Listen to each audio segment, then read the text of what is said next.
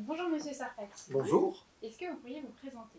Je suis psychiatre, avec plusieurs casquettes, médecin bien sûr, neuroscientifique, pour connaître le fonctionnement du cerveau dans l'état actuel des connaissances de la science, et psychanalyste, héritier de la tradition freudienne, et plus près de nous, celle de Daniel Wildecher, qui a été mon maître, et auquel nous rendons hommage dans un ouvrage tout récemment paru. Est-ce que vous pourriez justement nous parler de cet ouvrage, donc Intersubjectivité et copensée?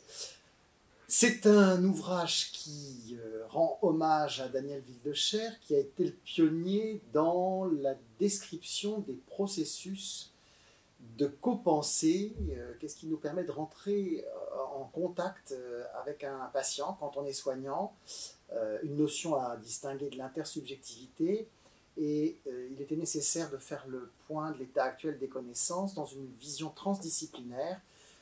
Comme tous les ouvrages de cette collection que j'ai coordonnée, c'est le troisième, une trilogie qui se termine sur cette question de la copensée, qui rejoint des termes psychanalytiques, introjection, projection, identification projective, vise à comprendre comment nous rentrons en contact avec l'autre, surtout quand on est soignant face à un patient et que nous devons faire un levier thérapeutique avec notre parole, avec notre écoute. Quelle porosité nous pouvons utiliser pour rencontrer l'autre, et en comprenant mieux les formants de la relation, nous espérons avec ce livre pouvoir en éclaircir pour tous les cliniciens le plus possible les tenants et les aboutissants. Est-ce que vous auriez un mot pour la fin?